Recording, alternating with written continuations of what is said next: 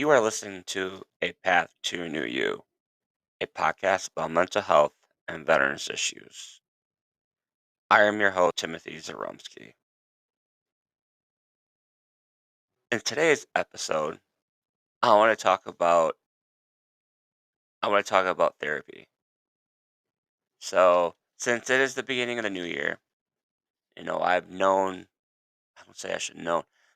There are people out there who are thinking about going to therapy and they're not quite sure how to find the right therapist. They don't know what to do. They don't know this, I guess I should say. They don't know the steps about how to find a therapist and like the steps and whatnot. So in today's episode, I want to talk about how you can find a therapist, what you need to do, what you kind of need to look for, and just the gist of what you need to look for and how to find one. And then hopefully these steps and what I'm talking about will help you find the right therapist for you. I also want to talk about the second half of this episode. I want to talk about reasons why people leave therapy early. I'll talk a little bit more about that during the second half of this episode. So I hope you find some information or get this information or this information I'm about to talk to you, give you. Hopefully it helps. I'm hoping it helps. It should help a little bit. At least you know what to do and whatnot. All right. So like I said, these are some of the steps to find a therapist. The first major step or the most important step is to figure out what you need help with, whether it be for like depression, anxiety, relationship issues, anger. You gotta figure that out first. Maybe you're burnt out, or maybe you just don't know what's going on, and you want professional help from someone who might be able to find what what's going on.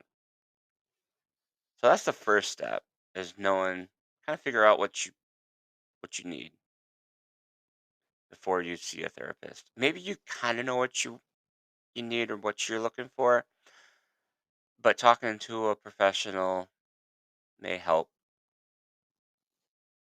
with that. The second one would be therapy is an investment. So you got to figure out what you can do, what you can afford, and also what insurance you have. If you work in for an employer, you have insurance. What uh, what therapist work with that insurance, or does that therapist you're looking for do they work with that insurance? Do they accept insurance? You could find out if that therapist that you're looking for does take that insurance by going into your insurance company. The insurance's website usually gives a list of providers that take their insurance. Sometimes there might be a copay involved with that insurance, just depending on the insurance. Um, yeah, so that's step two. Also, self pay or what we call private pay. There are a lot of therapists out there who do not take insurance. So they are private pay, and that can be kind of expensive depending on where you're located and what type of therapist you are looking for.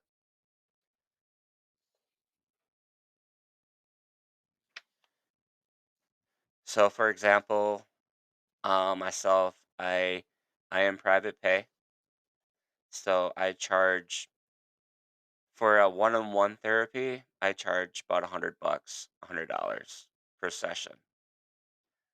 Um, there are therapists out there who have a sliding scale, which I do. So we kind of look at your financial situation, how much you make, and then we base off whatever we charge off your finances of how much you make. There are therapists out there who charge more than me, depending again where you're located, who you're gonna see, how much experience that therapist has, could all go into how much they charge for private pay. Um, Therapy sessions last between 50 minutes, 45 to 50 minutes. The intake is usually a little bit longer. Intake is the first session where the therapist will ask you questions about what's going on, medical history, mental health history, and stuff like that. Also, depending where you work, some of your employers do have um, which is called an employee assistance program, and so mental health might be part of that. But again, they're called EAPs or employee assistance programs. They are time limited, so you don't see them for a long period of time. It's more like 5 to 6 sessions, but they're typically free. And they're basically designed to address problems that affect your performance at work. Step three is doing some research on your own. There are different websites out there. One of them is Psychology Today, psychologytoday.com or goodtherapy.org are two popular sites where they have therapists have their profiles on there and they give like a biography of like who they are, maybe a short video of who they are, like an introduction. They also list on there. They list what they're specialize in, like depression, anger management, addiction, anxiety, and they also tell if they're private pay. They also list what insurances they take. That's also with goodtherapy.org. So that might be a something you could do if you're looking for a therapist. Is go to psychologytoday.com and you can put down your zip code and then they will give a list of therapists in your area and then you can also search a therapist who specialize in depression, anxiety, addiction, and it's actually a really good tool on Psychology Today. I had a Psychology Today um, profile for the longest time. That can get expensive. It's like 30 some dollars a month. But eventually I'll probably go back on there. Right now I'm doing okay where I'm at. Um like I mentioned, Psychology Today, they have a profile, the therapist profile. They talk about themselves, like an introduction. They have a phone number there too, or an email address. And so if you're really looking for want to get more if you want to um what's it called? If you want to know more about that therapist, you can always call them, leave a voice message, or you can even email them, and eventually that therapist will get back to you. What I've noticed too, with that, um, like most of a lot of those therapists have a wait list. Things got a little bit, I wouldn't say worse, but their mental health therapists were more da- demanding during the pandemic, and so many have a wait list. So you'd have to wait 6 months to see them, or it could be even more depending. And some of them may not even see clients anymore because not, I don't say they see clients, but they have enough a caseload where they're not even going to talk to a a new client, and they'll put that on their profile too, so you know. Another one, like I said, reach out. and email that therapist. Email a few therapists, or even call them. Leave voice messages. If they don't pick up, definitely leave a voice message. That definitely helps. And then eventually they'll get back to you. I tend to listen to my voice messages at the beginning of the day, and then I'll get back to them right before I start seeing clients in the morning. Be persistent. Just continue to reach out. Reach out to more than one or two. I'd say three or four, just in case. And once you talk to that therapist, get to know that therapist. Like, do like an interview. Most therapists, including myself, we have, you know, will call us and will talk to you for about 15 minutes. It's a free consultation, just technically what you're looking for. Um, and we just ask like follow-up questions. You can ask us questions too, and just figure out if we're a good fit or not. And then if you believe that that therapist is a good fit, you'd set up an appointment um, during that consultation, and then the following meetup would be a um, intake. So technically, that's where they ask questions about medical history, mental health history, and all that stuff. So yeah, most therapists do like a 15-minute free consultation. Um, Also, just know that seeing a therapist, um, doing therapy is and it's it takes time. So don't expect to get well after one or two sessions. It's going to take a few sessions. For me, on average, it takes between 4 to 6 sessions before you start really get things going in therapy. You have to get a rapport with that therapist. So we build rapport, and eventually by the third or fourth session, that's like, you know what, I think we're a good fit, and then we continue kind of like dig deeper about what the situation is. Yeah, so they say about 3 to 5 sessions is when you're like at least give it 3 to 5 sessions. Like I mentioned, the first session is an intake, so technically you're not gonna um intake is when we talk about mental health, um, your background, your mental health history. So you really don't get to know with the intake. The therapist, we figure out like what's going on if you have history and whatnot. So technically, the first session, you're not gonna really do a whole lot of therapy in that session. It's more like an intake. The second session is when we talk about what's going on. Um we talk, and my mind just went blank all of a sudden. So you do a treatment plan and figure out what your goals are. That's the second session. That's when you start talking about what's going on. So, like I mentioned, therapy is you have to be committed in order to be successful in therapy. So, like I mentioned earlier, 3 to 5 sessions about average. That's when you start getting to know what's going on. That's when the therapist will start like talking, and we do the treatment plan, your goals, figure out what your goals are.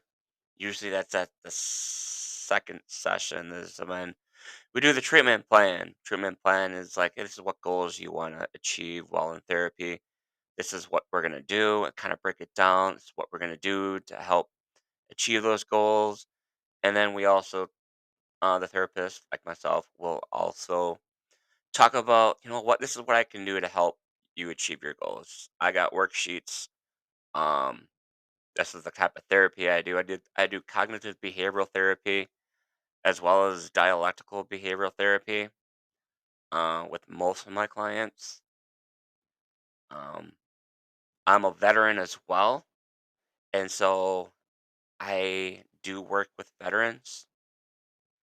Um, Again, be open with your therapist as well. If you have questions, please, please ask. If you have questions about anything, our job as a therapist is to help you get through what you're going through. We don't treat, as we do treat, but it's more like trying to figure out what's the best way to help you get through your situation. We make you feel better, you know. Your depression, if you say, for example, if you're really depressed, and so we talk about your depression, what's going on. We find coping skills to figure out what coping skills to help manage that depression. Your depression is not gonna 100% go away. It'll improve during therapy. It's gonna take a while, so you won't notice it right away, but it'll get better.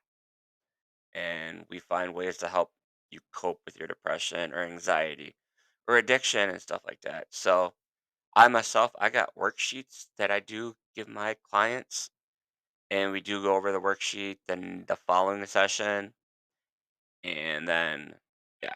So that's just what I do.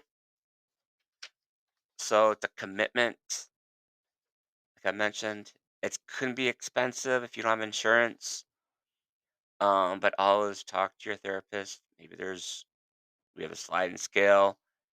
Um, some therapists have like a pay as you go type thing. Like, hey, I know it's cost like 100, 200 a session, but what if, I can pay you a little bit each time? Some therapists do that. I don't. I used to do that, but then the client would not pay or the client leaves. That's another thing I'm going to talk about here shortly is reasons why people drop out of therapy and like leave therapy before they kind of should. I'll talk about that here in a minute. But yeah, always remember therapy, you have to be committed. Say you have one or two sessions and you feel like, you know what, I'm not ready for this yet. I got a lot of stuff going on. I'm not quite ready yet. Just let your therapist know. I'll talk about that a little bit later. And um, take a break and come back later. Just always be open. Because we as therapists, we're open, we're honest. We'll answer your questions the best to our ability. The second part of this episode, I want to talk about reasons why people leave therapy early.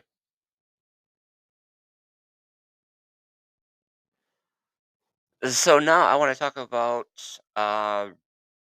reasons why people leave therapy prematurely. So, for example, um, you're this is like your third session. You did the assessment, you did the intake. Second session, you're doing the treatment plan. And then the third session, you kind of talk about the treatment plan, your goals, and try to figure out how you're going to achieve your goals. And then, say, for example, you're like, you know what? I'm not really ready for this. And you just leave. And you just leave therapy prematurely. You schedule a session, but you don't show up. You don't call. It's like a no call, no show. And you're like, you know what? I'm just done with this. It's not for me. So I want to talk about the reasons why. That could be one of the reasons why um, people leave therapy prematurely. I'm going to talk about that. First one, just very probably popular, would be you know what, my therapist ticked me off. What I mean by that, well, you talk to your therapist, you guys are talking, and then your therapist says something that just doesn't seem right, and it just upsets you, and you're like, you know what, that's not right, and then you end that session and you leave and you don't come back. So I've had that happen a couple times. Actually, once or twice, where the client seemed really agitated. This client came in because this person was having difficulties at work, difficulty with their relationship, and this person was just blaming everything on the other person or the work, and no accountability whatsoever. And me as a therapist, I sometimes do, like, I don't say call the client out, but I kind of, I don't really call them out. I'm just like, you know what? I kind of do. I guess I kind of do and I kind of don't. And I tell my clients as soon as during the first session, I'm like, you know what? There are sometimes I do um, I will call you out if I believe it's BS. And, uh, and they're like, okay, just give them a heads up. So this person, I'm like, seems like I'm like, it seems like you're blaming everything what's going on with you. You're not taking accountability for it. You are blaming other people. And this was like 30 minutes into the session, and she got really upset after I said that, which I know just I'm like, you take accountability. And yeah, this person left and never came back. I had a couple of those. And I've been in this field for over 15 years. My practice has been open for 8. So I've only one or two, maybe two people who've apparently I have upset and they just ended the session and left. So that's one. Second one would be might be a common one is I can't afford it anymore, especially if you don't have insurance and you're paying out of pocket. That's understandable. Therapy can be expensive. Like I said, it's between $100 to $200 a session, depending who you're seeing, depending on the um the experience the therapist has. If you're seeing a psychologist, it might be a little more expensive than that because that person went on and got their doctorate, so they're a psychologist. They can do a lot more than a therapist. They can do more assessments and stuff like that. So they're gonna be a little more expensive. I think on average a psychologist is like between 200 250 a session, could be sometimes more. But also with different kinds of therapists, there are like the marriage and family. If you're seeing a therapist for family issues, relationship, that could be a little more too. Family, if I'm seeing a family and doing family therapy, I'm charging about 300 a session because I'm working with the whole family. It's not just one on one, it's the whole family. So that can be expensive too. For most therapists, they see a client every week, for at least for the first like month or two, and then after that, they kind of reassess, and then it could be every 2 weeks. I like to see the my clients for um weekly, once a week, for at least 5 or 6 sessions, and then I'll reassess and say, hey, how do you think you're doing? And they feel like, I'm doing pretty good.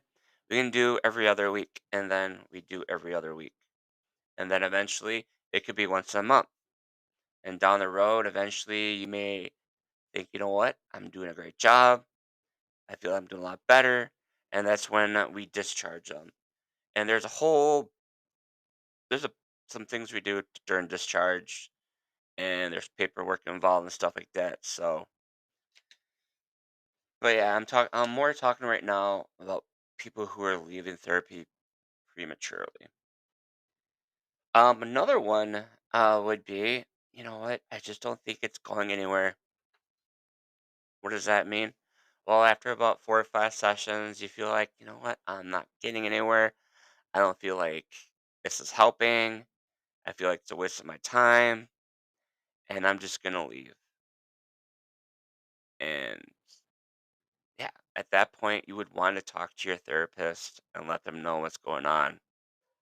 But but there are people out there who are just like, you know what? After the end of the session, they leave and they're like, you know what? I'll call you to schedule another appointment, and they don't. And another one would be, maybe I'm just not cut out for therapy. You feel like it's not working. It's, nothing's just working. I'm doing everything, anything possible. I'm doing all the paperwork. I am doing the assignments, the homework that the therapist is giving me. It's just nothing's working. Another one would be just, you know what? I'm just gonna call and cancel and make up something. Say, you know what? I'm sick and I can't make it, and then they just don't reschedule for that session. Now, there most therapists do have a policy where if you don't reschedule, if you don't if you cancel within 24 hours, they usually won't charge for the session, depending on what the situation is. If you if you no call, no show, we do um, eventually do collect that money. Some therapists work with collection agencies to get that money. Again, this is what we do for a living. We got our schooling done, our master's degree, our licensure, and all that. It's what we do for a living, and this is how we pay our bills. Um,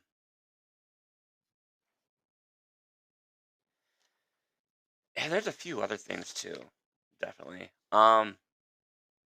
That may be the reason why people just leave therapy prematurely. Uh, Boundary violations could be another one too. You know, just not being able to set boundaries, and so it's not ethical. But some therapists do talk about their clients with other people. That is a boundary. That's a violation. That's unethical. I do not do that. I don't talk about work when I'm not at work. I don't talk about people. I don't talk my clients. I do any of that stuff. Some leave because you know what their experience is just there's not it's not it. They don't have a good experience with their therapists. You know, this is a couple key points I thought that was really interesting. Half of clients never return to psychotherapy after their intake session. The intake session again is the very first session. After that very first session, over half of the people do not return for therapy. That's 50%. That's a high number. You say about 40 to 60% of psychotherapy clients drop out of the treatment before processing it with their therapist and meeting their goals. So that prematurely, the clients just leave. They do not talk to the therapist, do not reschedule, they don't schedule or anything like that. That's crazy. That's a large amount. 50% of the people clients do not return after their intake session. So think about this: a therapist is doing all that work, you know, asking all these questions, doing all this paperwork, and then the client just doesn't come back. You know, they don't come back, they don't schedule another session, or they do and they just don't show up for that session. That's kind of a waste of our time as a therapist. You know, I've had a lot of no calls, no shows. I've had a few of them. Not recently, but back when I first started, I had a bunch of no call, no shows. Like I'll have someone call me up or email me and we talk about like what they're looking for. And then we set up an appointment. And here I am at the office. It's pre-COVID, before COVID. I'm at the office and I'm waiting and this person doesn't show up. I usually get about 15 minutes. And then after 15 minutes, unless they call, I do a no call, no show. And right now, I am not working with collection agencies, an agency to get that money. But I think down the road, I probably will because I've heard from other therapists that That's what they do. Since this is what we do for a living, this is how we get paid, and so we need that money. That's for me. It's not about. It is about the money, but again, it's not. I like helping people, but again, we all have bills. I have student loans I still got to pay off. So yeah, I mean, just yeah, it's kind of upsetting when people just do that. Another one would be stigma. There's still stigma. It's gotten a lot better over the years, but just the stigma. Like, you know what? I went to go see a therapist, and y- and some of that stigma is still there. Where, for example, a client would talk to like their friends or whatever. Hey, you know what? I went to see a therapist yesterday. It's like, oh, their friend may think, oh, you know what? Why did you do that? And yeah, the stigma's still there.